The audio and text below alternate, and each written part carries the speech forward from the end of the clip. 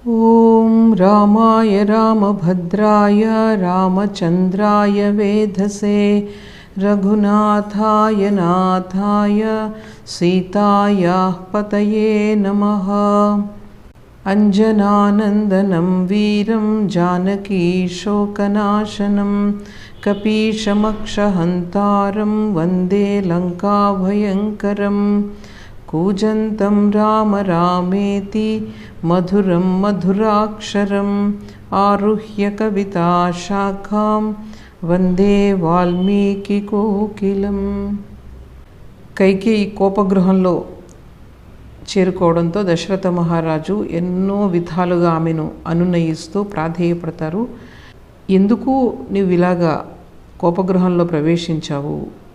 నేను ఎప్పుడు కూడా నీ సేవలోనే ఉన్నాను కదా, నీ కోసం నేను ప్రాణాలను కూడా అర్పిస్తాను.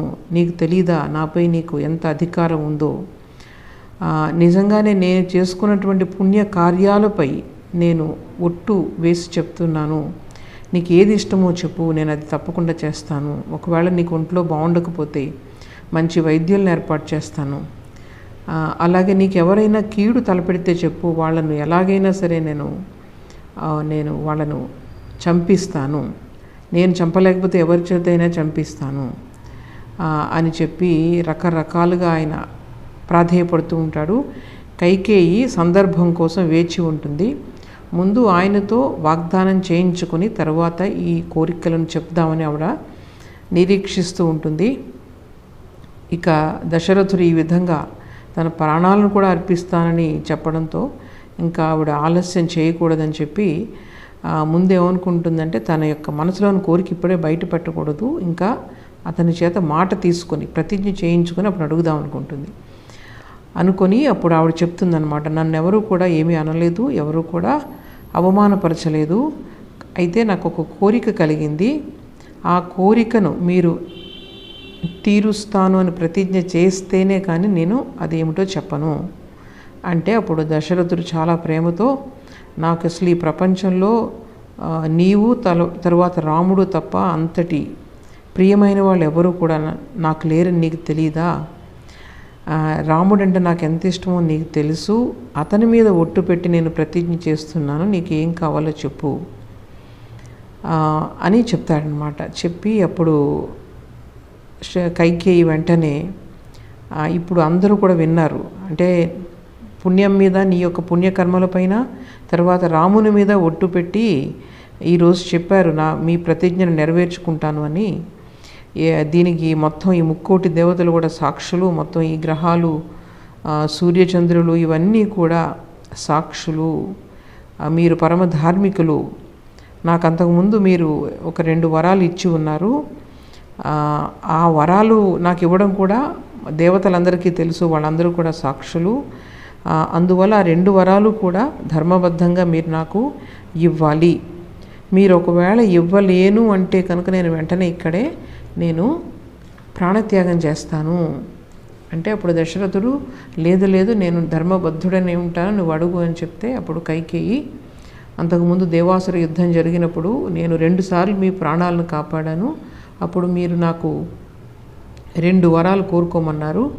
మీరు సత్యసంధులని నాకు తెలుసు కాబట్టి నేను తర్వాత కోరుకుంటాను సమయాన్ని బట్టి అని చెప్పాను మీకు. ఆ వరాలు మీ దగ్గరే ఉన్నాయి. ఇప్పుడు వాటి అవసరం వచ్చింది కాబట్టి నేను వాటిని కోరుకుంటున్నాను. అదేమిటంటే అప్పుడు దశరథుడు అంటాడు, అవునవును నాకు జ్ఞాపకం ఉంది, తప్పకుండా నేను చెల్లిస్తాను, అవేమిటో చెప్పు అంటే అప్పుడు కైకేయి, మీరు చాలా ప్రశాంత మనస్సుతో వినండి. రాముని యొక్క పట్టాభిషేకాన్ని చేయడానికి మీరు అన్ని ఏర్పాట్లు చేశారు కదా, ఈ పట్టాభిషేకాన్ని రామునికి బదులుగా భరతుడికి చేయండి. ఇది నా మొదటి కోరిక. ఇక 2వ వరం, రాముడు మొత్తం ఈ రాజ దుస్తులన్నింటినీ కూడా వదిలిపెట్టి నారబట్టలు ధరించి 14 సంవత్సరాల అరణ్యవాసం చేయాలి. ఇది నా 2వ కోరిక. ఇక ఎంత మాత్రము కూడా ఆలస్యం చేయకుండా రాముడు వెంటనే వనాలకు వెళ్ళాలి. మీరు నిజంగా ధర్మసంధులే అయితే కనుక ఈ 2 వరాలను ఇప్పుడే అమలు చేయాలి. అమలు చేసి మీ యొక్క రాజవంశ గౌరవాన్ని నిలబెట్టుకోండి అని చెప్పి చెప్తుందన్నమాట. ఇక దశరథ మహారాజు యొక్క అవస్థ చూడాలి. ఆయన తల తిరిగినట్లుగా అవుతుంది. ఇదంతా ఏంటి జరుగుతున్నది ఏంటిలో ఆయనకు అర్థం కాదు. కొద్దిసేపటికి కొంచెం తేరుకొని కైకేయి వంక చూస్తాడు ఆయన. ఆ కైకేయిపై ఉన్నటువంటి ఆయన యొక్క అనురాగం, ప్రేమ అన్నీ కూడా పటాపంచలైపోతాయి. ఎదురుగా ఒక పెద్ద ఆడపులి ఉన్నట్లుగా ఆయన చూస్తూ ఉంటాడనమాట.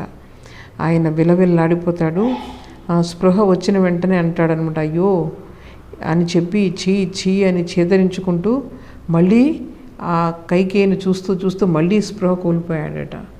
కొంతసేపటికి మళ్ళీ స్పృహ వచ్చింది. కళ్ళల్లో కళ్ళు ఎర్రగా ఉన్నాయి. ఎర్రగా ఉంటే అప్పుడు ఆవిడ వంక చూస్తూ, ఓ దురాత్మురాలా, నిజంగా మా వంశ నాశనానికి నువ్వు దాపురించినట్లున్నావు. నేను కానీ రాముడు కానీ నా కొడుకు రాముడు కానీ నీకు ఏం అపకారం చేశాం? రాముడు నిన్ను కౌసల్య కంటే కూడా ఎక్కువగా ప్రేమించాడు. నువ్వు ఇటువంటి విష సర్పానివని చెప్పి నేను తెలుసుకోలేకపోయాను. ఒక గొప్ప రాజు కుమార్తెవు అని చెప్పి నేను ప్రేమించి నిన్ను వివాహం చేసుకున్నాను. నిజంగా నా వంశాన్ని నేనే చేతులారా నాశనం చేసుకున్నట్లయింది. ప్రపంచం అంతా కూడా రాముని యొక్క గుణగణాలను స్తుతిస్తున్నారు. నేను వాళ్ళందరికీ ఏమని సమాధానం చెప్పను? అలాగే నిజంగా నేను చెప్పాలంటే కౌసల్యను కానీ, సుమిత్రను కానీ, ఈ రాజ్యాన్ని కానీ, సర్వస్వాన్ని నేను వదిలిపెట్టగలను. కానీ రాముణ్ణి మాత్రం నేను విడవలేను. రాముడు వెళ్ళిపోయాడు లేడు అంటే నాలో ఉన్న చైతన్యం లేనట్లే. నేను రాముడు లేని రోజు నేను మరణించిన వాడితో సమానము. సూర్యుడు లేకుండా జీవరాశి బ్రతకొచ్చు, నీరు లేకుండా వృక్షాలు జీవించవచ్చు, కానీ రాముణ్ణి చూడకుండా నేను మాత్రం బ్రతకలేను. నాపై దయ చూపించు, నీ పాదాలు పట్టుకుంటానని చెప్పి వేడుకుంటాడు పాపం. అని చెప్పి మళ్ళీ అంటాడు, చూడు భరతునిపై నాకు ఎటువంటి ప్రేమ ఉందో అని నువ్వు నన్ను పరీక్షిస్తున్నావా? అసలు నీకు ఇలాంటి ఆలోచన ఎలా వచ్చింది? నువ్వు ఎన్నోసార్లు అన్నావు రాముడు నా పెద్ద కుమారుడు, అన్ని ధార్మిక విషయాల్లో కూడా అతను శ్రేష్ఠుడు అని చెప్పి నువ్వు ఎన్నోసార్లు నాకు రాముడిని ప్రశంసించావు. అలాగే భరతుడి కన్నా కూడా ఎక్కువ నీకు రాముడు సేవలు చేసేవాడు. భరతుడు నీ కోసం ప్రత్యేకంగా ఏమన్నా సపర్యలు చేసేవాడు అన్న విషయాన్ని నేను ఎప్పుడూ కూడా చూడలేదు. రాముడు నిన్ను ఎంత ప్రేమించేవాడు ఆ విషయాన్ని నీవు కూడా నాకు ఎన్నోసార్లు చెప్పావు. ఇటువంటి దురాలోచన అసలు నీకు ఎలా వచ్చింది? ఈ రామరాజ్యాభిషేకం అని తెలియగానే ఇలా కోపగృహంలోకి ప్రవేశించి ఇట్లా ఎందుకు నువ్వు తయారయ్యావు? ఎవరైనా నీకు చాడీలు చెప్పు ఉంటారు, ఆ మాటలకు నువ్వు లొంగిపోయావు. నువ్వు చెప్పు, నీకు ఏం జరిగిందో నాకు చెప్పు అని చెప్పి ప్రాధేయపడతాడనమాట. రాముడు మహావీరుడు, సకల గుణాభిరాముడు. రామునికి ఎన్ని గుణాలున్నాయో ఆ గుణాలను వర్ణించి చెప్పలేము. నేనేమో వృద్ధుడనైపోయాను, ఇంకా జీవితం చరమాంకంలో ఉన్నాను. ఈ సమయంలో నాకు ఇంత కష్టాన్ని నువ్వు ఇవ్వద్దు, నాపై కరుణ చూపించు. నీ చేతులు జోడించి నమస్కరిస్తున్నాను, నీ కాళ్ళకు కూడా నమస్కారం చేస్తాను. నువ్వు మాత్రం ఈ కోరికలు నువ్వు ఉపసంహరించుకో అని చెప్పి ప్రాధేయపడతాడు దశరథ మహారాజు. అప్పుడు కైకేయి, నువ్వేమో ఎంతో వీరుడవు, నీకెంతో పేరుంది, ధర్మపరాయణుడు అని చెప్పేసి వరాలు నువ్వే ఇచ్చావు, మళ్ళీ నువ్వే వాటిని ఉపసంహరించుకోమని నువ్వు అడుగుతున్నావు. ఈ విధంగా నీ పేరు ప్రతిష్టలు పెరుగుతాయి ఈ లోకంలో. నువ్వు ఇక్కడ రాజులందరి ముందు ఏమని బదులు చెప్తావు? ఇది వరకు ఎంతోమంది రాజులు తమ యొక్క ప్రతిజ్ఞలను నిలబెట్టుకోవడానికి ఎన్నో రకాల త్యాగాలు చేశారు. నీ యొక్క దుష్టబుద్ధి నాకు స్పష్టంగా తెలుస్తూ ఉంది. నువ్వు రాముడికి రాజ్యం అప్పగించి కౌసల్యతో నువ్వు సుఖంగా ఉండాలని నువ్వు ఇలా చేస్తున్నావు. ఇంకా నాకు నీ యొక్క ఈ ధార్మికమైన మాటలు ఇంకా నాకు నువ్వు చెప్పొద్దు. నా వరాలు నాకు ఇమ్మని నేను అడుగుతున్నాను. నేను చేసిన దానిలో ఏమీ అసత్యం కానీ అధర్మం కానీ ఏమీ లేదు. నీవు కనుక రామునికి రాజ్యాభిషేకం చేస్తే నేను మరణిస్తాను. నేను కౌసల్యను మాత్రం రాజమాతగా అంగీకరించలేను. భరతుని పైన నాపైన ఒట్టు వేసుకొని మరీ చెప్తున్నాను. నేను భరతుని రాజ్యాభిషేకం, రాముని వనవాసం తప్ప ఇవి ఇంకేమీ కూడా నన్ను సంతోషపరచలేవు. నేను ఒకవేళ జీవించి ఉండాలంటే ఇచ్చిన 2 వరాలు వెంటనే అమలుపరచాలి. దశరథ మహారాజు ఈ మాటలను వింటూ ఆయన కృంగిపోతున్నాడు. ఎన్నో విధాలుగా చెప్పచూశాడు, కాళ్ళ వేళ్ళ పడ్డాడు. అయినా సరే ఆమె మనస్సు మాత్రం కరగలేదు. భరతుని పట్టాభిషేకం, రాముని వనవాసం అన్న ఆమె యొక్క మాటలు ఆయనకు ఒక కర్ణ కఠోరంగా వినిపిస్తూ ఉన్నాయి. మనసంతా కూడా చాలా మొద్దుబారిపోయింది. ఆయన కుప్పకూలిపోయాడు అక్కడ. అదొక రకంగా పిచ్చిగా చూపులు చూస్తున్నాడు. ఏదో మాట్లాడాలని చూస్తున్నాడు కానీ మాటలు మాత్రం బయటికి రావట్లేదు. దీనంగా పాపం కైకేయి వంక చూస్తున్నాడట. చూస్తూ చూస్తూ చాలా మందస్వరంతో ఈ విధంగా అడుగుతున్నాడు, ఇంతకు పూర్వం నీకు రాముడంటే ఎంత ప్రేమ, ఎందుకు ఈరోజు ఇలా విపరీతంగా మాట్లాడుతున్నావు? అసలు నీకు వచ్చే భయం ఏంటి? నీకేమైనా దయ్యం పట్టిందా ఏంటి? సరే, నీకు నీ భర్త పైన, నీ కొడుకైన భరతుని పైన కనుక ప్రేమ ఉంటే కనుక రామ వనవాసం ఆ మాట అన్నది నువ్వు మర్చిపో. అప్పుడు మన వంశానికి కూడా శుభం కలుగుతుంది. అసలు నిజం చెప్పాలంటే రాముడి కన్నా కూడా భరతుడు ధార్మికుడు. భరతుడు నిజంగా ఈ విషయం వింటే అస్సలు ఈ విషయాన్ని అంగీకరించడు. అలాగే ఈ రాజులు, మంత్రులు, ఈ సామంత రాజులు వీళ్ళందరూ వచ్చినప్పుడు నేను ఈ రామ రాజ్యాభిషేకం గురించి నేను చెప్పాను. వాళ్ళందరూ కూడా ఏకగ్రీవంగా అంగీకరించారు. నేను కూడా వాళ్ళకు అంగీకారం తెలిపాను. ఇప్పుడు వాళ్ళ దగ్గర కూడా నా ప్రతిజ్ఞకు భంగం కలుగుతుంది.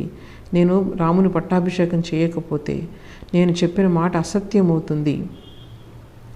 అలాగే కౌసల్య మహాపతివ్రత నాకు ఒక దాసిలాగా సేవలు చేసింది, ఒక సోదరిలాగా నా యొక్క మంచినే కోరింది, అలాగే ఒక తల్లిలాగా నన్ను లాలించింది, ఒక భార్యగా ఈ వేదభీతమైనటువంటి యజ్ఞ యాగాదులన్నింటిలోనూ నాకు తోడుగా ఉంది. ఇన్ని విధాలుగా ఆమె నన్ను సేవిస్తున్నా కూడా నిజంగా నేను మాత్రం నీ పట్ల ప్రేమతో నేను సమయం అంతా నీతో గడిపేవాడిని. నిజంగా నేను ఎంత తప్పుపడి చేశాను. ఆమె వల్లే నాకు ఈ రాముడు జన్మించాడు.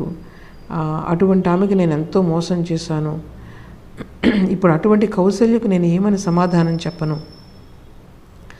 రాముడిని అరణ్యాలకు పంపిస్తే లక్ష్మణుడు ఏమైపోతాడు అని చెప్పి సుమిత్ర భయపడిపోతుంది.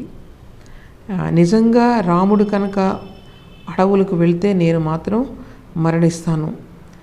నా మరణ వార్త తర్వాత రాముని యొక్క వనవాసం సీతను ఎంత కుంగదీస్తాయో ఆలోచించు. ఇన్ని అనర్థాలకు కారణమై నువ్వు తర్వాత నీ కుమారుడు భరతుడు కలిసి మీ రాజ్యాన్ని పరిపాలించుకుంటారా? ఇన్నాళ్ళు నీ అందచందాలు, నీ నటన చూసి మోసపోయాను. ఈరోజే నీ యొక్క అసలు రూపాన్ని నేను చూస్తున్నాను. ఆ పూర్వజన్మలో చేసుకున్న పాపం కారణంగా నీ యొక్క స్వభావాన్ని నేను తెలుసుకోలేకపోయాను. ఇన్నాళ్ళు నేను ఒక విష సర్పంతో ఆడుకున్నానని నాకు ఇప్పుడు తెలుస్తుంది. నిజంగా నా యొక్క ఈ దుస్థితికి నేనే కారకుణ్ణి. రాముడు పాపం ఇన్ని రోజులు కూడా గురుకులంలో ఈ బ్రహ్మచర్య వ్రతాన్ని పాటిస్తూ రాజభోగాలన్నిటికీ కూడా దూరంగా ఉన్నాడు. ఇప్పుడు ఇక భోగాలు అనుభవించే సమయం వచ్చేసరికి అడవులకు పంపాల్సి వస్తుంది. నేను ఒకవేళ రాముడిని పిలిచి రామా నువ్వు అరణ్యవాసం చేయాలి అని చెప్తే అలాగే నాన్నగారు అంటాడే తప్ప ఎదురు చెప్పడు. నా మాటను ఎప్పుడూ కూడా జవదాటడు. అటు రాముడు అరణ్యాలకు వెళ్తే నేను యమలోకానికి వెళ్తాను. ఇంకా ఎన్నో అశుభాలు జరిగేటట్లున్నాయి. ఇప్పుడు నా వియోగాన్ని సహించలేక పతివ్రత అయినటువంటి కౌసల్యాదేవి కూడా నన్నే అనుసరిస్తుంది. తర్వాత ఈ సుమిత్ర, తర్వాత లక్ష్మణ, శత్రుఘ్నులు, మిగతా వారందరికీ కూడా నరకాన్ని చూపిస్తూ నువ్వు ఒక్కదానివే సుఖంగా స్వర్గ సుఖాల్లో ఉండు. నిజంగా ఈ పరిణామాలన్నీ కూడా ఈ ఇక్ష్వాకు వంశానికి కళంకాన్ని తీసుకురాబోతున్నాయి. ఒకవేళ రాజ్యాభిషేకానికి భరతుడు కూడా అంగీకరిస్తే కనుక నేను మరణించిన తరువాత నా యొక్క పితృకార్యాలన్నీ కూడా అతని చేత చేయించవద్దు అని చెప్తున్నాడు. అంటే ఆయన ఎంత దూరం ఆలోచిస్తున్నారో చూడండి ఆ బాధలో. ఇంతవరకు రథాలపైన, గుర్రాలపైన, ఏనుగులపైన, అంబారీలపైన ఎక్కి ప్రయాణం చేసిన నా రాముడు అరణ్యంలో కాలినడకతో 14 సంవత్సరాలు నడవబోతున్నాడని తలుచుకుంటే నా గుండెలు పగిలిపోతున్నాయి. రాముడికి భోజనం పెట్టడానికి వంట వాళ్ళంతా రోజు పోటీ పడేవారు. ఇక నుంచి అరణ్యంలో దొరికే కందమూలాలు భుజిస్తూ కాలం గడపాలి. అవి కూడా ఒక్కొక్కసారి దొరుకుతాయి, ఒక్కొక్కసారి దొరకవు. నా రాముడు ఆకలికి తట్టుకోగలడా? అమూల్యమైనటువంటి పీతాంబరాలు ధరించే నా రాముడు ఇకపై నారవస్త్రాలు ధరించి కటిక నేలపై పడుకోవలసి ఉంటుంది. ఇంకా స్త్రీలు తమ యొక్క స్వలాభం కోసం ఎటువంటి అపకారాన్నైనా తలపెడతారని నాకు ఇప్పుడు అర్థమైంది. అయితే ఈ మాట అందరి స్త్రీలకు వర్తించదు. భరతుని తల్లి మాత్రమే అటువంటి స్వార్థపరురాలు. ఇక్కడ చూడండి, కైకేయిని భరతుని తల్లి అని సంబోధిస్తున్నాడు దశరథ మహారాజు బాధతో. ఇంకా ఆయన నిందిస్తున్నారు కైకేయిని, స్వార్థపరురాల, క్రూరురాల, నాకు నిజంగా దుఃఖం కలిగించడమే లక్ష్యంగా పెట్టుకున్నావే, కానీ రాముని వల్ల కానీ నా వల్ల కానీ నీకు ఏ విధమైన అపకారం జరుగుతుందని అనుకుంటున్నావు? నిన్ను ఆదర్శంగా తీసుకొని కొందరు స్త్రీలు భర్తను పిల్లలను విడిచివేస్తారు. భవిష్యత్తులో అన్యోన్యంగా ఉంటున్న భార్యలు భర్తలు కూడా విడిపోతారు.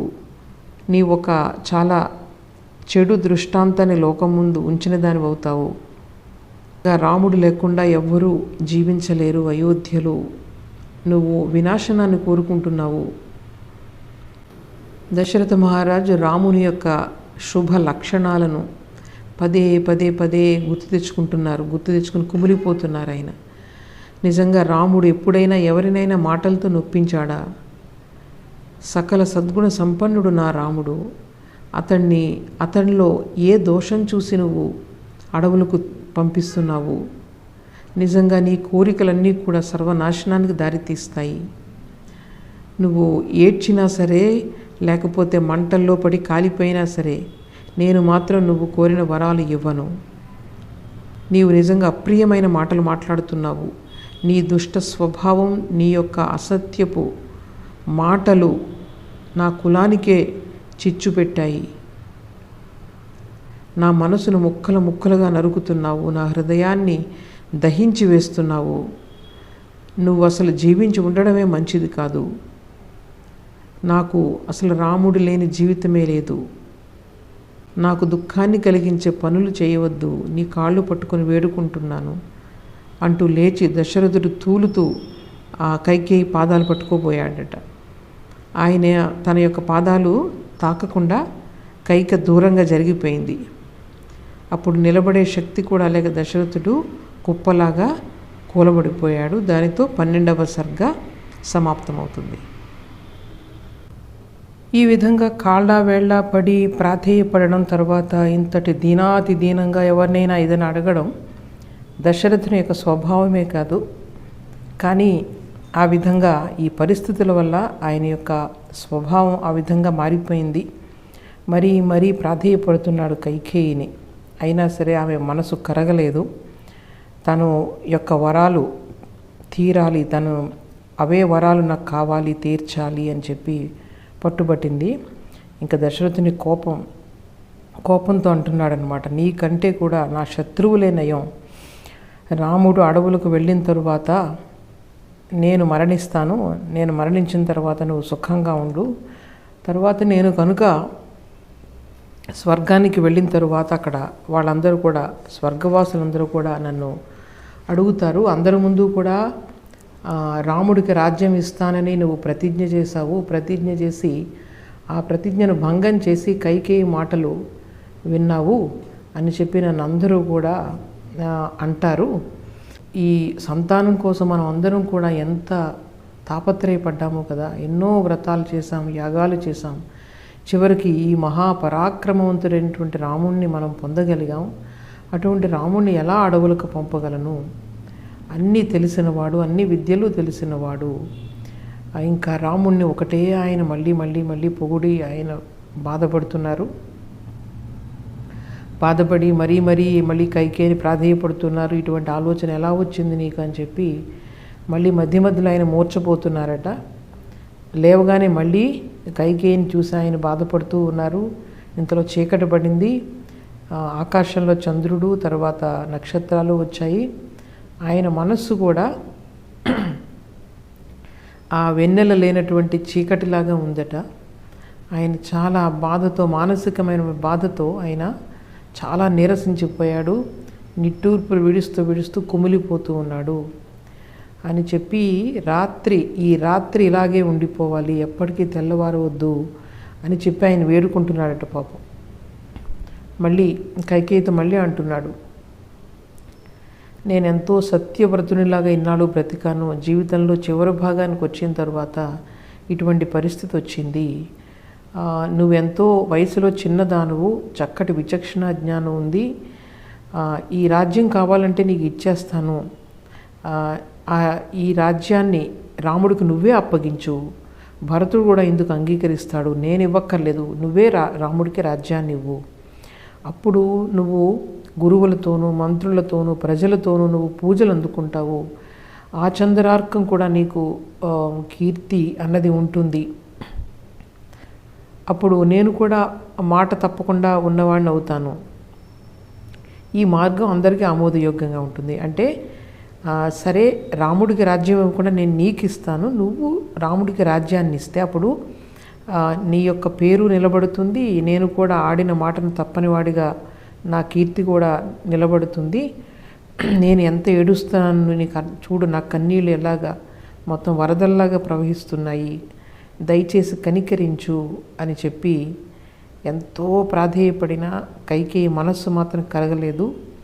ఆవిడ తన పట్టు విడవకుండా ఉండేసరికి ఇక దశరథుడు మూర్ఛపోయాడు. ఇంతలోనే రాత్రి సమయం గడిచిపోయింది.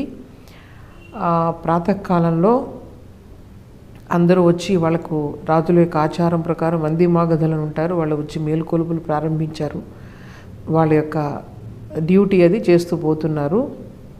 ఇక దశరథుడు ఆ పాటలు అవన్నీ వినలేకపోయాడు, మేలుకొలుపులు వినలేక వాళ్ళందరినీ మీరు ఆపండి, ఇంకా అవన్నీ ఆపండి అని చెప్పి మళ్ళీ మూర్ఛపోయాడట. కైకేయి మనసు కరగలేదు, కానీ దశరథునికి ధర్మబోధ చేయడం మొదలుపెట్టింది.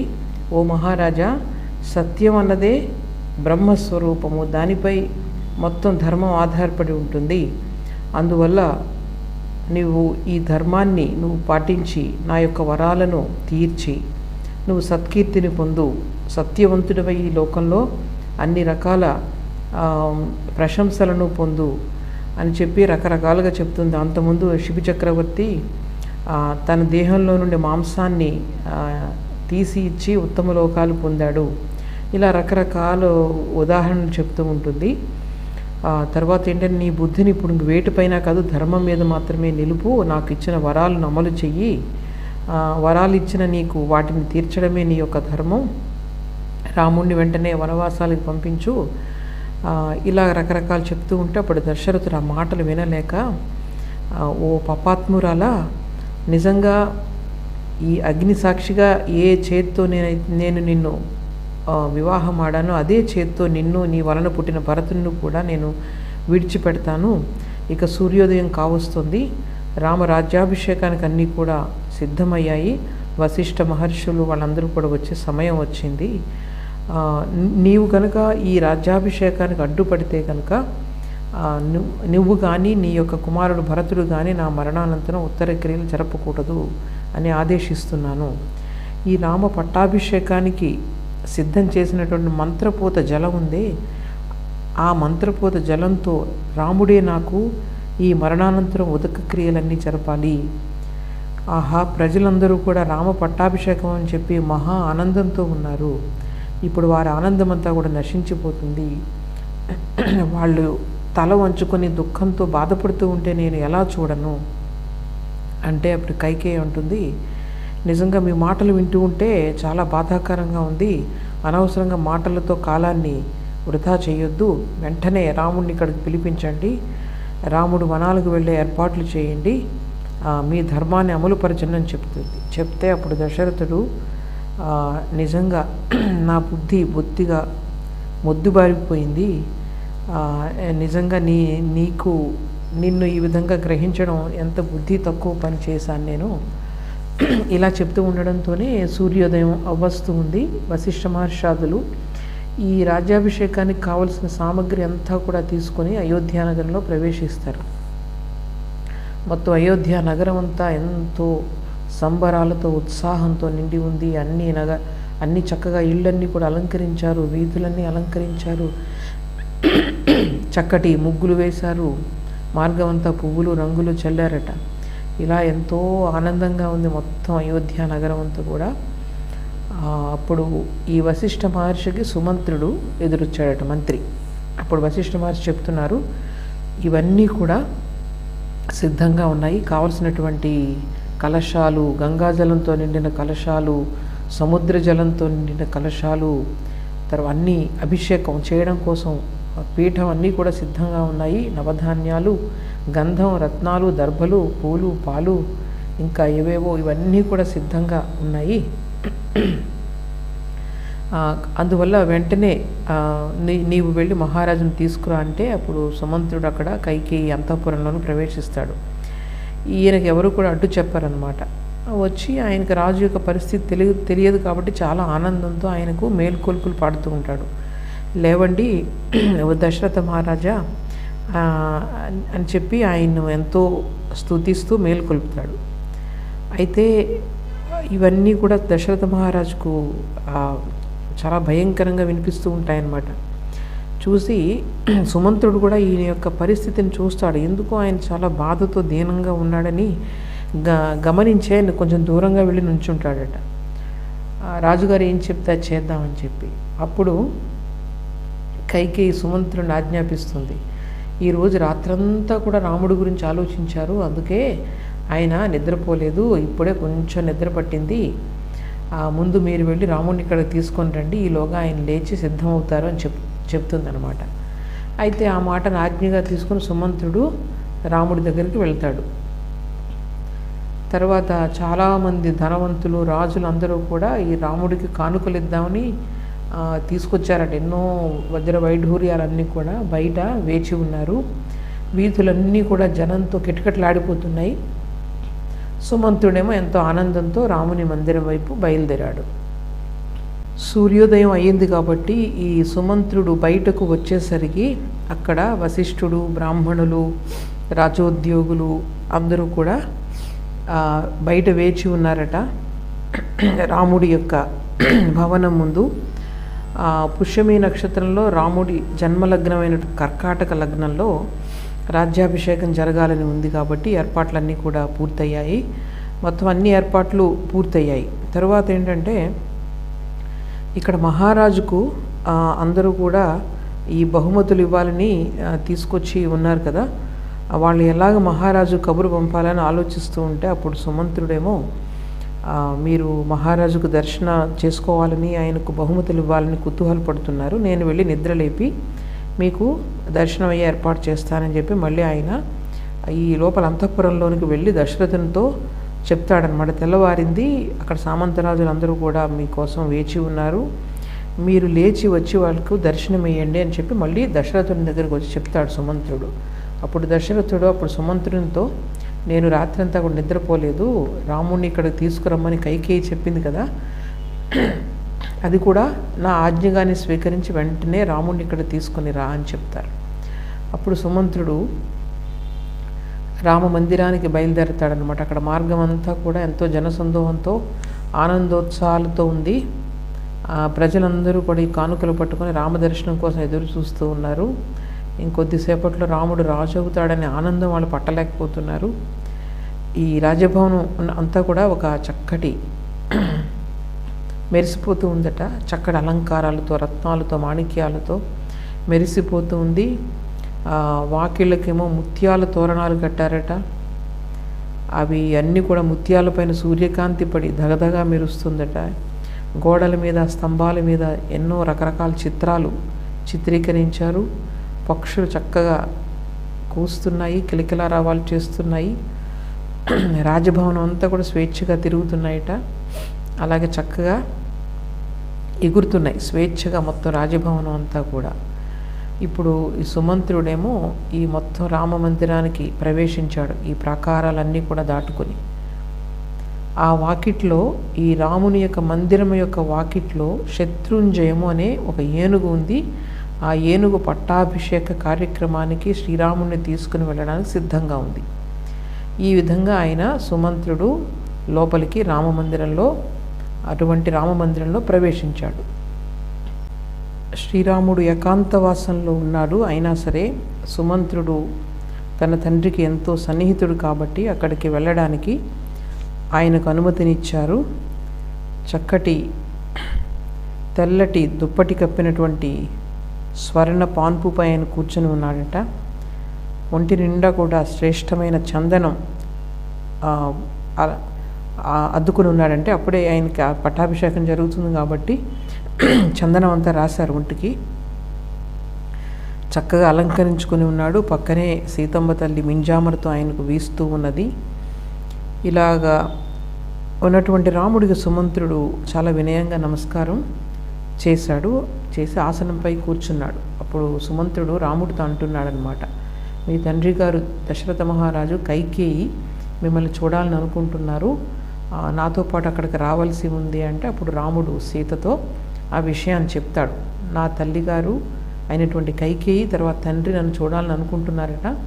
ఇదేదో నాకు ఒక మంచి విషయం చెప్దామని అయి ఉండవచ్చు, ఎందుకంటే నా తల్లి కైకేయి చాలా సమర్థురాలు, తర్వాత తన యొక్క అభిప్రాయాలను కూడా నా తండ్రి గారికి తెలియజేసి ఉంటుంది. ఆ విషయాలను నాకు తెలియచేయడానికి నన్ను అక్కడ సుమంత్రుడిని పంపించారు అని చెప్పి తల్లి కైకేయిని ఎంతో ఆయన ప్రశంసిస్తారు. నిజంగా వీళ్ళను తల్లిదండ్రులుగా పొందడం నా భాగ్యమని నేను తలుస్తున్నాను. నేను ఒకసారి ఇప్పుడు ఆయన కలుసుకొని వస్తాను వాళ్ళిద్దరినీ, అంతవరకు నువ్వు ఇక్కడే ఉండు అని చెప్పి సీతను అక్కడే ఉంచి ఆయన బయలుదేరతాడు. ఆయన చక్కగా ఈ రాజ్యాభిషేకానికి తగినట్లుగా సర్వాలంకారాలు చేసుకొని ఉన్నారు.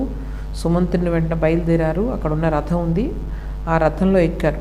లక్ష్మణుడు కూడా అక్కడే వేచి ఉండి తర్వాత లక్ష్మణుడు కూడా ఆ రథంలో కూర్చున్నాడు. రాముడికి విసురుతూ ఉన్నాడట. అప్పుడు సుమంత్రుడు స్వయంగా రథాన్ని నడిపిస్తున్నాడు. సైనికులంతా కూడా జై జై ధ్వానాలు చేస్తున్నారు, మంగళాచరణాలు గానం చేస్తున్నారు. ఆ తర్వాత రాముడిని అందరూ కూడా స్తుతిస్తున్నారు. సైనికులందరూ కూడా అప్రమత్తంగా రాముడికి రక్షణగా రథాల మీద గుర్రాల మీద తర్వాత కాలినడకన కూడా ఈ శ్రీరాముని రథంతో పాటు వాళ్ళందరూ కూడా అనుసరిస్తూ వస్తున్నారు. ఇక కుల స్త్రీలు ఎవరైతే ఉంటారో వారు ఇళ్లలో నుండి మేడపై నుండి పూలవాన కురిపిస్తున్నారు. కొంతమంది రాముణ్ణి స్తుతిస్తున్నారు. ఆహా, ఓ రామ, నిన్ను కన్న తల్లి ఈ కౌసల్య ఎంత అదృష్టవంతురాలు, అలాగే సీతమ్మ నిన్ను భర్తగా పొందింది, ఆమె అదృష్టం ఎంత గొప్పది, ఆమె జన్మ ధరించింది. ఇలా చక్కగా ఎంతో ప్రశంసా వాక్యాలు కురిపిస్తున్నారు ఈ స్త్రీలందరూ కూడా. అలాగే ఆబాల వృద్ధులందరూ కూడా ఈ విధంగా ప్రియ వచనాలు పలుకుతూ ఉంటే చిరునవ్వులు చిందిస్తూ శ్రీరామచంద్రుడు ఆ రథంలో ముందుకు సాగిపోయాడట. ఇలా శ్రీరాముడు అయోధ్య నగర వీధులలో అంతా చక్కటి అలంకారాలున్నవన్నీ కూడా చూసుకుంటూ అక్కడ వీధులకు రెండు ప్రక్కల ఉన్నటువంటి దుకాణాలను చూసుకుంటూ అక్కడ రాసులుగా పోసినటువంటి పట్టు వస్త్రాలు, ఆ తర్వాత ముత్యాలు, పగడాలు ఇవన్నీ చూస్తూ వెళ్తూ ఉన్నాడట. చక్కగా ఇంకా కొన్ని చోట్ల కొన్ని అంగళ్ళలో ఈ పెరుగు, పేలాలు, చందనం, పూలు, పండ్లు ఇవన్నీ కూడా విక్రయిస్తున్నారు. తర్వాత పెద్ద పెద్ద భవనాలు ఉన్నాయి వీధులకు రెండు వైపులా. బ్రాహ్మణులేమో ఆశీర్వచనాలు పలుకుతూ ఉన్నారు. ఈ విధంగా పలుకుతూ ఉంటే శ్రీరాముడు ముందుకు సాగుతున్నాడు. తర్వాత ఈ జానపదులందరూ కూడా గుంపులుగా చేరి రామరాజ్యం గురించి గానం చేస్తున్నారట. మనకి ఇంకే కొరత ఉండదు, ఏ దిగులు ఉండదు, ఏ చీకు చింత ఉండదు, ఇదంతా మన అదృష్టం అని చెప్పి వాళ్ళు ముందుగానే ఊహించుకుంటూ రామరాజ్యాన్ని ఆనందపడిపోతున్నారు.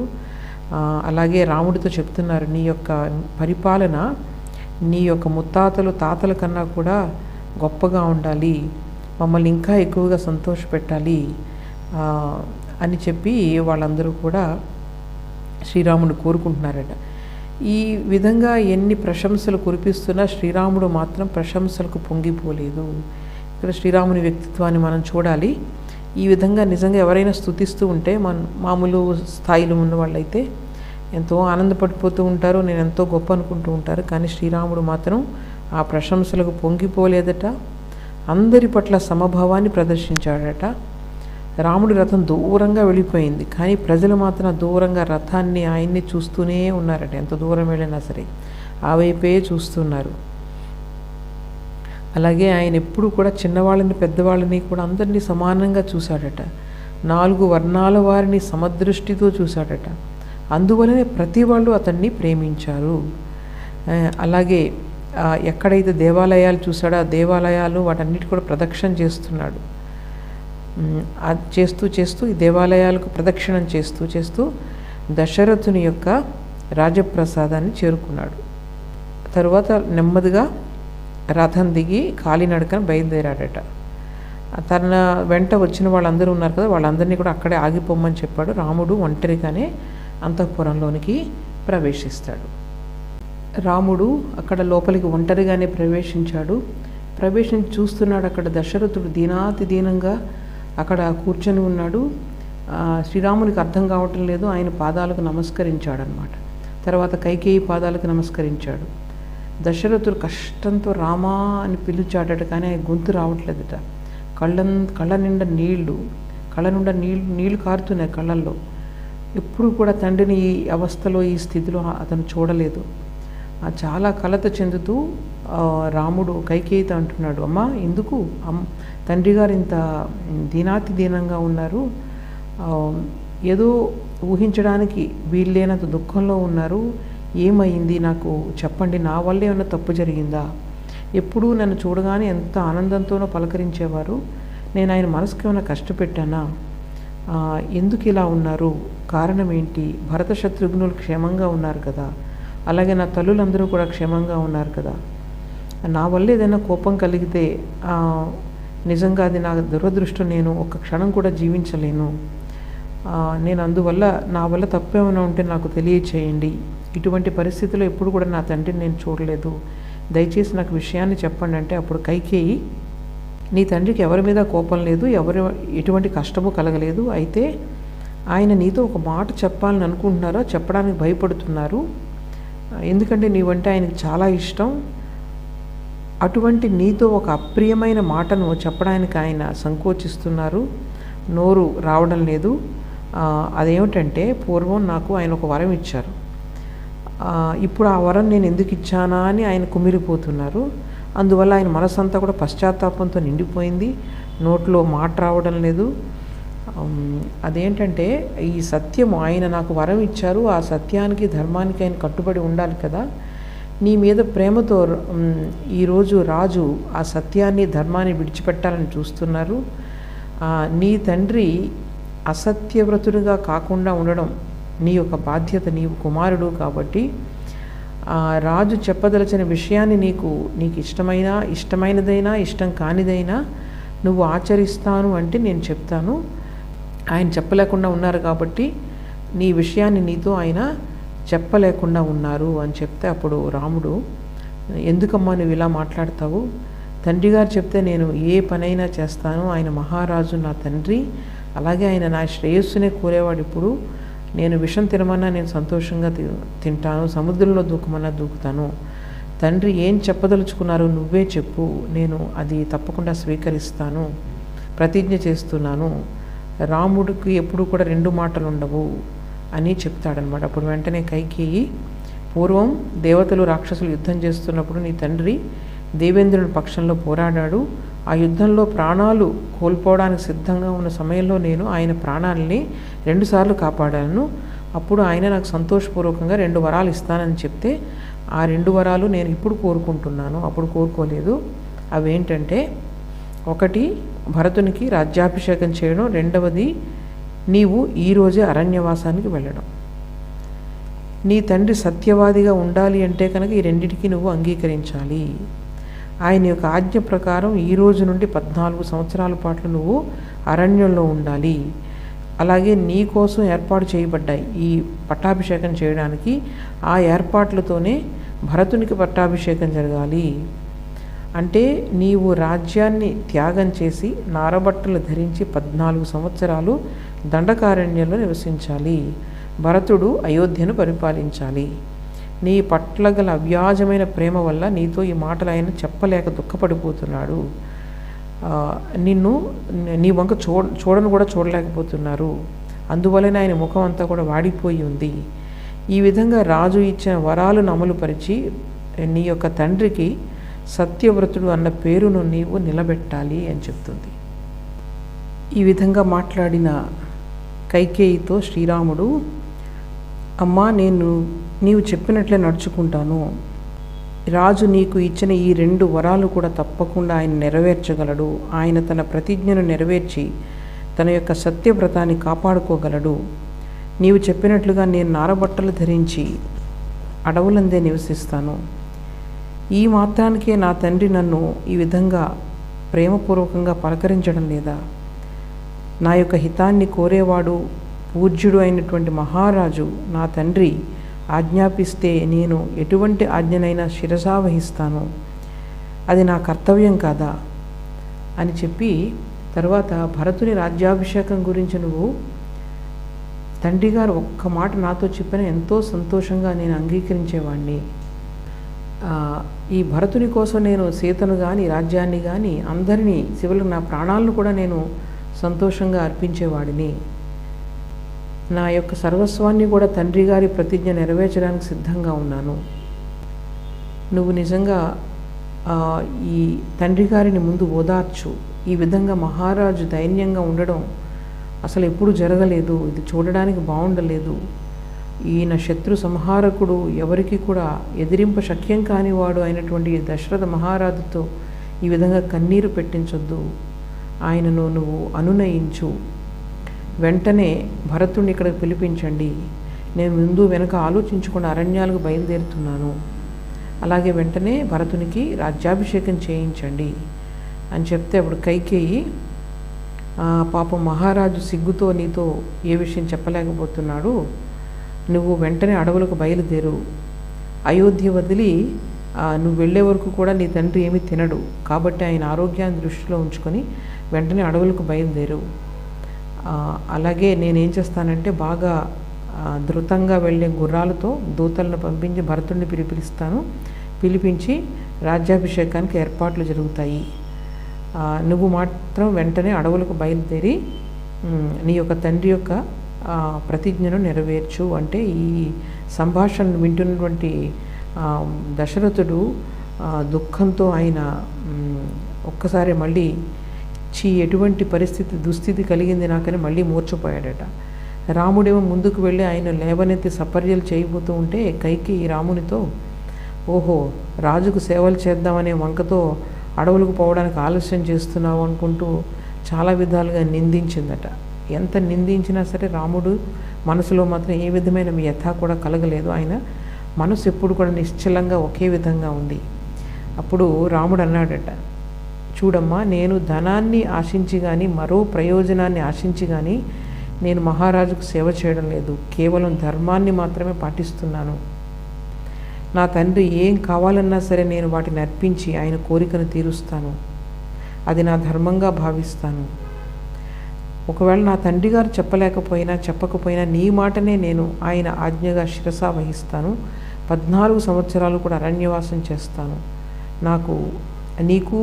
నాకు నా మీద సర్వాధికారాలు ఉన్నాయి. నువ్వు భరతునికి రాజ్యాభిషేకం కావాలని తండ్రి గారితో ఎందుకు చెప్పావు? ఆ విషయం నాకే చెప్తే సరిపోయేది. నా పైన ఆ మాత్రం నీకు విశ్వాసం లేదా? ఇప్పుడు నేను వెంటనే బయలుదేరి నా తల్లికి ఈ వార్త చెప్తాను. చెప్పి తరువాత సీతను ఊరడించి వెంటనే అరణ్యవాసానికి బయలుదేరుతాను. నీవు భరతునితో చెప్పి తండ్రికి శుశ్రూషలు చేసేటట్లు చూడు. ఈ తండ్రిని ఈ విధంగా తండ్రికి శుశ్రూషలు చేయడం, వారి బాగోగులు చూడడం మన యొక్క వంశ సంప్రదాయము, తర్వాత ధర్మము. ఈ విధంగా రాముని యొక్క మాటలు అంతా ఈ సంభాషణ అంతా వింటూ దశరథుడు భోరున ఏడ్చాడట. ఆ విధంగా బిగ్గరగా ఏడుస్తున్నటువంటి తండ్రి పాదాలకు నమస్కరించి తర్వాత తల్లి కైకేయి పాదాలకు కూడా నమస్కరించాడు. తరువాత బయటకు వెళ్ళి అక్కడ ఈ రాజ్యాభిషేకానికి అవసరమైనటువంటి సామగ్రి అంతా కూడా పెట్టి ఉంది. దానికి ఎంతో మర్యాదతో శ్రద్ధతో ప్రదక్షిణ చేసి నమస్కరించాడు. లక్ష్మణుడు కూడా రాముణ్ణి అనుసరించాడు.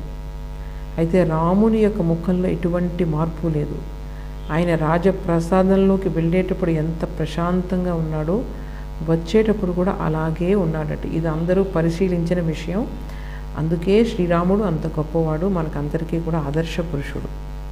రాముని యొక్క ఈ నిశ్చల తత్వం, ఇంద్రియ నిగ్రహం ఎటువంటిదంటే ఆయనకు బయటకు రాగానే, ఎందుకంటే ఇక్కడ తనకు రాజ్యం మీద ఏ విధమైన అధికారం లేదు కాబట్టి ఈ ఛత్ర చామరాలన్నీ కూడా వదిలేశాడట. రథాలని తర్వాత మిత్రుల్ని కూడా పంపివేశాడు. కాలినడకనే తల్లి గృహానికి వెళ్ళాడట. చూడండి, వెంటనే అంతటి వైరాగ్యం. లక్ష్మణుడు కూడా రామునిలాగే రాముణ్ణి అనుసరిస్తున్నాడు, కానీ మనసులో చాలా దుఃఖంగా ఉంది. బయటికి ఏమాత్రం అది తెలియనివ్వటం లేదు. తెలియనివ్వకుండా రాముణ్ణే అనుసరిస్తున్నాడు. ఈ విధంగా రామలక్ష్మణులు ఇద్దరూ కూడా కౌసల్య మందిరానికి చేరుకున్నారు. అయితే అక్కడ కౌసల్య మందిరం ఎలా ఉందట? ఎంతో ఆనందంతో కోలాహలంగా ఉందట. దీనితో 19వ సర్గ పూర్తవుతుంది. రాముడు ఈ దశరథుని కైకేయిని వీళ్ళిద్దరిని విడిచి బయటికి రాగానే అంతఃపురంలో ఉన్నటువంటి స్త్రీలందరూ కూడా గొల్లు నేడ్చారట. ఏడ్చి ఆ రాముని యొక్క గుణగణాల గురించి చెప్తున్నారు. రాముడు ఎవరి మీద కోపగించుకునేవాడు కాదు. నిజంగా ఎవరికైనా కోపం వస్తే వాళ్ళ కోపం చిటికలో కరిగిపోయేలాగా మాటలు చెప్పేవాడు. అటువంటి రాముడిని అడవులకు పంపుతున్నారు, మనం అందరం కూడా నిరాశ్రయం అయిపోతాము అంటూ వాళ్ళందరూ బిగ్గరగా ఏడవసాగారట. ఆ ఏడుపులన్నీ వింటూ దశరథుడు మళ్ళీ మూర్ఛపోయాడట. వీళ్ళందరి ఏడుపులు, తర్వాత ఈ దశరథుని యొక్క రోదన, ఇవన్నీ కూడా రాముడు విన్నాడు వెళ్తూ. కానీ ఎంతో మనోనిగ్రహంతో మెల్లగా అడుగులు వేస్తూ ముందుకు వెళ్ళిపోయాడట. కౌసల్యాదేవి అంతఃపురంలోనికి ప్రవేశిస్తూ ఉంటే అక్కడ చాలా కాలంగా ఉంటున్నటువంటి కొంతమంది ద్వారపాలకులు, అందులో ఒకడు వృద్ధుడైన ద్వారపాలకుడు ఉన్నాడట. వాళ్ళందరూ కూడా రాముణ్ణి జయీ భవ అంటూ అభినందించారట. ఇంకా ముందుకు వెళ్తున్నాడు ఆయన. అక్కడ కొంతమంది వృద్ధులైన బ్రాహ్మణులు ఉన్నారు. వాళ్ళందరికీ కూడా రాముడు భక్తితో నమస్కారం చేశాడు. అలా ముందుకు పోయి 3వ ప్రాకారంలో ప్రవేశిస్తే అక్కడ కొంతమంది స్త్రీలు ద్వారపాలకులుగా ఉన్నారట. శ్రీరాముడిని చూసి పరిగెత్తుకుంటూ వెళ్ళి కౌసల్యాదేవికి ఆయన యొక్క రాకను తెలియచేస్తున్నారు. కౌసల్యాదేవి ఏం చేస్తుందో చూడండి. ఆవిడ ఎప్పుడు కూడా వ్రతాలు ఆచరిస్తూ ఉండేవారట. నియమ నిష్టలతో పూజలు చేస్తూ ఉండేవారు. రామ పట్టాభిషేకం జరుగుతుందని ఆ ముందు రోజు రాత్రంతా కూడా జాగారం చేసి ఉదయమే రాముని యొక్క క్షేమాన్ని కోరి ఆవిడ తెల్లటి పట్టుచీర ధరించి విష్ణు పూజ చేస్తూ ఉందట ఆవిడ. రాముడు వచ్చి తల్లి పాదాలకు నమస్కారం చేశాడు. అప్పుడు ఆమె రాముణ్ణి లేవనెత్తి తన 2 చేతులతో గట్టిగా ఆయన ఆలింగనం చేసుకొని శిరస్సుపై ముద్దు పెట్టిందట. రాముడితో ఇలా అంటుంది, ఓ రామ, నీ పూర్వీకులందరూ కూడా ధర్మపరాయణులు, అందరూ కూడా రాజర్షులు. వాళ్ళందరిలాగే నీవు కూడా దీర్ఘాయుష్మంతుడు కావాలి, కీర్తిమంతుడు కావాలి. నీ కీర్తి అన్ని లోకాల్లోనూ వ్యాపించాలి. మన యొక్క వంశ గౌరవాన్ని, ధర్మాన్ని నీవు రక్షిస్తూ ఉండాలి. ఇక నీకు రాజ్యాభిషేకానికి సమయం దగ్గరవుతూ ఉంది. సత్యసంధుడైనటువంటి నీ తండ్రి నీకు రాజ్యాభిషేకం చేయిస్తాడు. నీవు రాత్రంతా ఏమీ తినలేదు, ఉపవాసం ఉన్నావు, భోజనం చేసి వెళ్ళు అని అందట. అప్పుడు రాముడు, అమ్మా, ఇప్పుడు మనకు ఒక పెద్ద ఆపద వచ్చింది, దాని గురించి నీకు ఇంకా తెలియదు, నీకు ఎలా చెప్పాలా అని తటపటాయిస్తున్నాను. ఇంకా కొద్దిసేపట్లో నిన్ను, లక్ష్మణుణ్ణి, సీతను విడిచిపెట్టి నేను దండకారణ్యానికి వెళ్ళవలసి ఉంది. ఇకపై నేను తేనె, దుంపలు, పండ్లు తింటూ ఉండాలి. 14 సంవత్సరాల అరణ్యంలో నివసించాలి. ఇప్పుడు రాజ్యాభిషేకం భరతునికి జరుగుతుంది. ఒక మునిలాగా దండకారణ్యంలో నివసించమని నన్ను మహారాజు ఆజ్ఞాపించాడు అని చెప్తే ఆ మాటలు విన్నటువంటి కౌసల్యాదేవి వెంటనే నేల మీద పడిపోయిందట. నేల మీద పడిపోయి విలవిలా ఏడ్చింది. అటువంటి తల్లిని రాముడు లేవదీసి కూర్చోబెట్టి కొంచెం ఉపచారం చేశాడు. చేస్తే అప్పుడు కౌసల్య అంటుందన్నమాట, అయ్యో, పిల్లలు లేకపోతే ఒకటే దుఃఖం, కానీ నీవు పుట్టడం వల్ల నాకు మొత్తం దుఃఖమే మిగిలింది. నిజంగా నేను మీ తండ్రి వల్ల ఏ విధమైన సంతోషాన్ని నేను పొందలేదు. నేను అనుకున్నాను నీవు రాజైన తరువాత ఒక రాజమాతగా నేను ఆ సుఖాన్ని, ఆనందాన్ని పొందవచ్చునని సంతోషపడుతూ నేను కాలం వెళ్ళదీస్తున్నాను. అవన్నీ కూడా కలలుగానే మిగిలిపోయాయి. ఇప్పుడు నిజంగా నాకు భర్త ఏ విధంగా నన్ను బాధించినప్పటికీ నాకు బాధ లేదు, కానీ తోటి కోడళ్ళు కూడా నన్ను అవమానిస్తూ ఉంటే అది నాకు ఎంతో బాధగా అనిపిస్తుంది. నేను ఇంతకాలం పట్టమహిషిగా ఉన్నాను, ఇకపై నేను నా యొక్క సవతులు చేసే వాళ్ళ యొక్క ప్రవర్తనతో నేను చాలా బాధపడాల్సి ఉంటుంది. వారి సూటుపోటి మాటలు అంటారు. ఇక నాకు దుఃఖానికి అంతే ఉండదు. ఇప్పుడు నువ్వు ఉండగానే నన్ను ఇన్ని విధాలుగా అవమానిస్తున్నారు. ఇక నువ్వు వనవాసానికి వెళ్తే నన్ను వీళ్ళు బతకనివ్వరు. నాకు ఇక మరణం తప్ప వేరే గతి లేదు. నీ తండ్రి నా యొక్క స్వాతంత్రాన్ని పూర్తిగా హరించి వేశాడు. ఇప్పుడు నాకు ఎవరైతే సేవ చేస్తున్నారో ఆ సేవకులందరూ కూడా నన్ను పలకరించను కూడా పలకరించరు. వాళ్ళు నా ముఖం కూడా చూడరు. ఇక కైకేయి నా పట్ల ఎలా ప్రవర్తిస్తుందో ఆలోచించుకుంటే నాకు ఎంతో బాధ వేస్తుంది. నేను ఆవిడతో ఎలా భరించగలను? ఎప్పటికైనా నాకు మంచి రోజులు వస్తాయని, నా దుఃఖం తొలగిపోతుందని నేను నీ ఉపనయనం జరిగిన తరువాత 17 సంవత్సరాల నుండి ఎదురు చూస్తున్నాను. కానీ ఈ విధంగా నా అదృష్టం తారుమారై ఈ వృద్ధాప్యంలో కూడా నా సవతులతో అవమానాలు భరించాలని ఉన్నట్లుంది. ఈ వృద్ధాప్యంలో ఈ అవమానాలన్నింటినీ ఎలా సహించగలను? చంద్రబింబం లాంటి నీ ముఖాన్ని చూడకుండా నేను ఎలా ఉండగలను? నీకోసం నేను ఎన్ని పూజలు చేశాను, ఎన్ని ఉపవాసాలు చేశాను, ఎందరో దేవీ దేవతలను పూజించాను. ఎవ్వరికీ కూడా నా పట్ల కనికరం లేకుండా పోయింది. నేను ఎంతో జాగ్రత్తగా పెంచుతూ వచ్చాను. నిజంగా నా దారిద్ర్యం వల్ల, నా తలరాత వల్ల నీకు ఇటువంటి దారిద్ర్యం సంభవించినట్లుగా ఉంది. నిజంగా ఇంత దుఃఖం కలిగినా నేను ఇంకా చనిపోవడం లేదు అంటే నిజంగా నా గుండె రాతితో చేసినట్లున్నాడు. ఎందుకు నన్ను ఇంకా యముడు తీసుకెళ్ళటం లేదు? నా పైన ఎందుకు ఆ యమధర్మరాజు కనికరం లేకుండా పోయింది? యమలోకంలో నాకు ఒక చోటు కూడా లేదా ఏమిటి? ఇన్ని దుఃఖాలు అనుమానాలు భరించడం కన్నా మరణించడం మేలు. అసలు నాకు మరణం వస్తుందా లేదా అనేది నాకు అనుమానంగా ఉంది. నేను కూడా రామా నీ వెంటే వస్తాను, నీ వెంట వచ్చి చంద్రబింబం లాంటి నీ యొక్క ముఖాన్ని చూసుకుంటూ నేను కాలాన్ని వెళ్ళబుచ్చుతాను అని చెప్పి ఆ దుఃఖాన్ని ఆపుకోలేక రాముణ్ణి గట్టిగా పట్టుకొని కౌసల్యాదేవి బిగ్గరగా రోధిస్తుంది. దీనితో 20వ సర్గ సమాప్తమవుతుంది. వచ్చే వారం 21వ సర్గ నుండి 30వ సర్గ వరకు చూద్దాం అయోధ్యాకాండలో. ఓం అసతో మా సద్గమయ తమసో మా జ్యోతిర్గమయ మృత్యోర్మా అమృతంగమయ. ఓం శాంతి శాంతి శాంతి. హరి ఓం తత్సత్.